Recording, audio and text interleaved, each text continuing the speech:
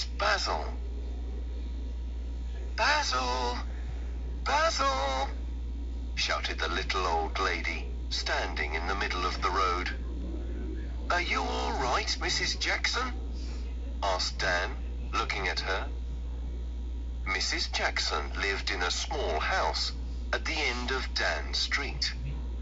But now she was standing in the middle of the road, a strange look on her face. First, she looked one way up the street. Then she looked the other way.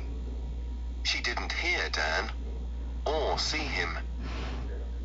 Mrs. Jackson, said Dan again, more loudly. Are you okay? This time, Mrs. Jackson heard him. She looked at him over the top of her small round glasses. 1. Where's Basil? Basil, Basil, shouted the little old lady sitting in the middle of the road. Are you all right, Mrs. Jackson? asked Dan, looking at her. Mrs. Jackson lived in a small house at the end of the street, but now she was standing in the middle of the road. A strange look on her face. First she looked on a way up the street, then she looked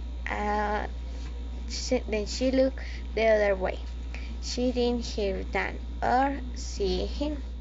Mrs. Jackson said then again more loudly, "Are you okay?" This time Mrs. Jackson heard him. She looked at him over the top of her small round glasses. Oh, Daniel Parks, she said. It's you. No, I'm not okay. I can't find Basil. He went into the garden this morning, and now I don't know where he is. Basil, she shouted again. Basil was Mrs. Jackson's dog. He was a dachshund, a long brown dog like a sausage with little short legs. Dan thought that Basil was funny looking, but he was quite sweet. Of course, Dan preferred Dylan, his dog, and right now Dylan was sitting by Dan's feet. Oh, Daniel Parks, she said, it's you. No, I'm not okay. I can't find Basil. He went into the garden this morning, and now I don't know where he is. Basil, she shouted again. Basil was Mrs. Jackson, a dog. He was Jackson, a long brown dog like a sausage with little short legs. And though that Basil was funny looking, but he was cute and sweet. Of course, Dan preferred Dylan, his dog, and right now Dylan was sitting by Dan's feet. He was looking at Mrs. Jackson, his head on one side. He knew that something was wrong. It's not like Basil to run away, said Mrs. Jackson, pushing her fingers through her hair. He's such a good dog usually. I don't know what to do. I'm sure we can find him, said Dan.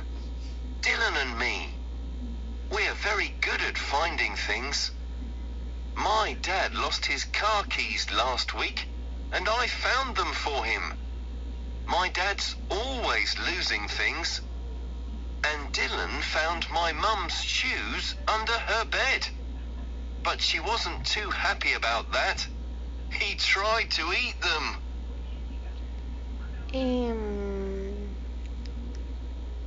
He was looking at Mrs. Jackson, his head on one side. He knew that something was wrong. It's not like Basil to run away, said Mrs. Jackson, pushing her fingers through her hair.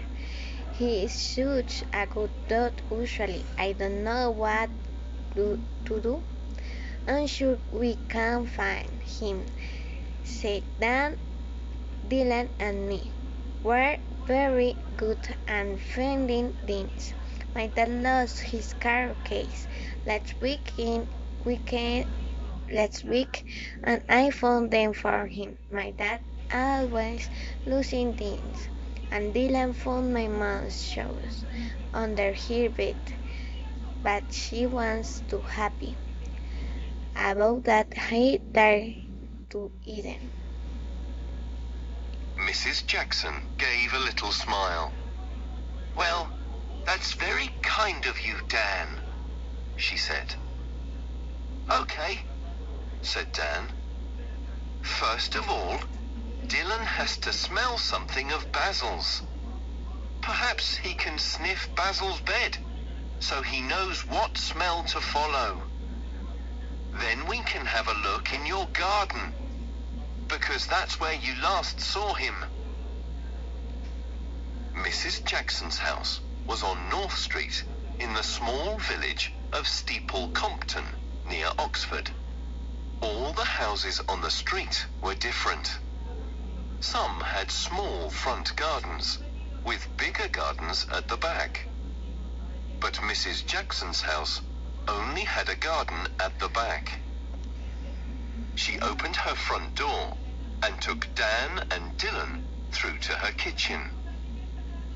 Basil's bed was in the corner of the room by the cooker.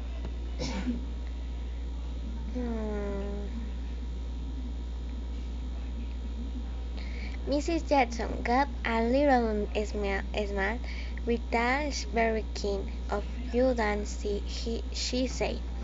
Okay, said Dan. First of all, Dylan has to smell something of Basil's. Perhaps he can sniff Basil's bee so he knows what smell to follow. Then we can have a look in your garden, because that's where you last saw him. Mrs. Jackson's house was on another street in the small village of Steele Compton near Oxford. All the houses on the street were different.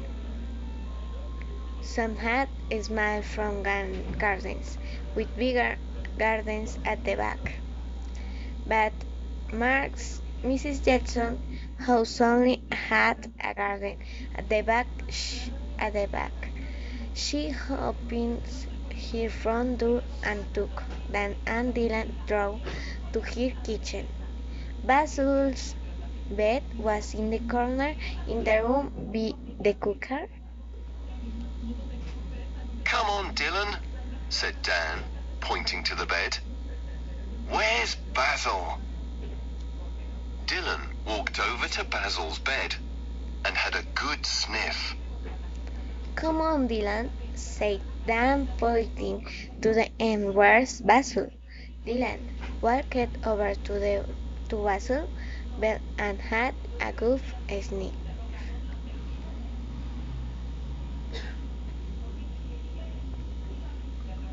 Where's Basil?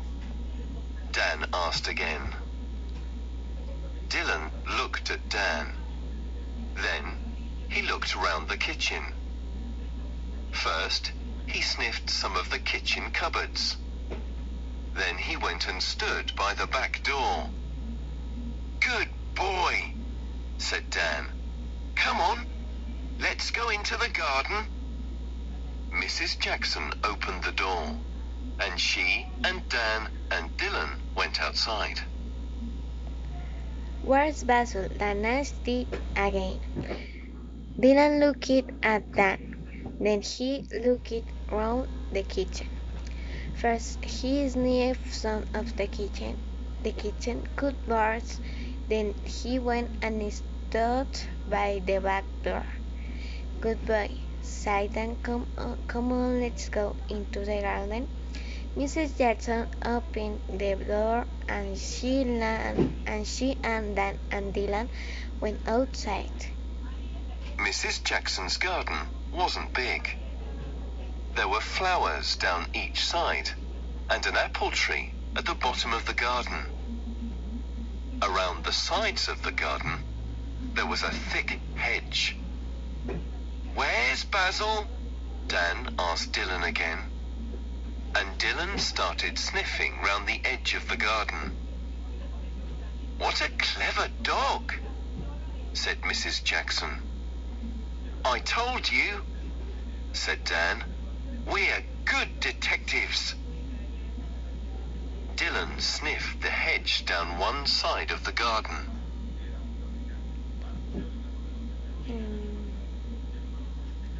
Mrs. Jackson's garden was big. There were flowers down each side, and an apple tree off the bottom of the garden. Around the sides of the garden there was a thick hedge. "Where's Basil?" Then asked Dylan again, and Dylan started sniffing round the edge of the garden. "What a clever dog," said Mrs. Jackson. "I told you so. We're good detectives." Then he started sniffing along the bottom of the garden. "What's behind the hedge down there?" Dan asked Mrs. Jackson. "That's Adderley Road," replied Mrs. Jackson. "It's not a very busy road, and there's open farmland on the other side of the road. No houses." Just then, Dylan lay on the ground, his nose pointing at the hedge. Dylan sniffed the edge down on side of the garden. Then he started sniff along the bottom of the garden. What's behind the edge down there? Then asked Mrs. Jackson. "That's Adderley Road," replied Mrs. Jackson. "It's not a very busy road, and there's open farmland on the other side of the road. No house." Just then Dylan lay on the ground, his nose pointing at the edge. Dan ran over to see what he was looking at.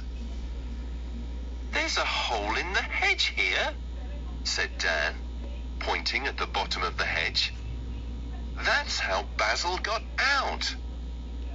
He stood up again. "It's too small for Dylan, but I'm sure Basil can get through there. Let's go round and have a look at the other side. Come on, Dylan."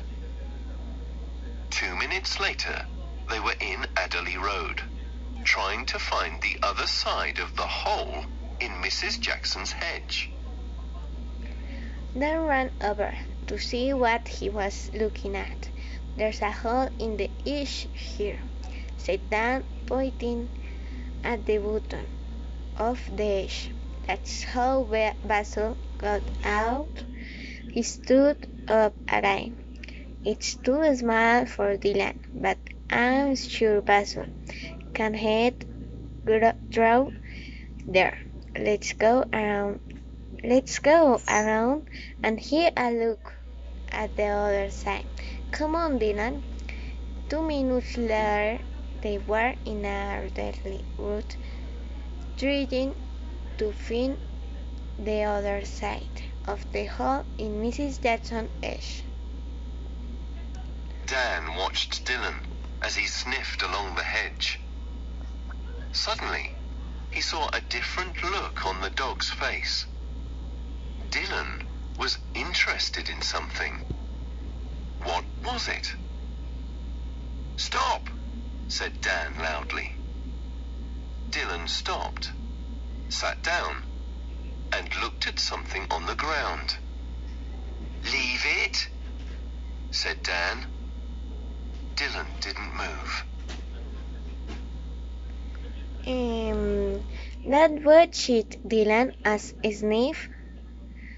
he sniffed along the edge. Suddenly he saw a different look on the dog's face.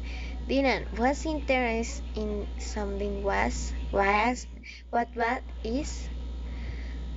"Stop," said Dan loudly. Dylan stooped, sat down, and looked at something on the ground. Leave it, said Dan. Dylan didn't move.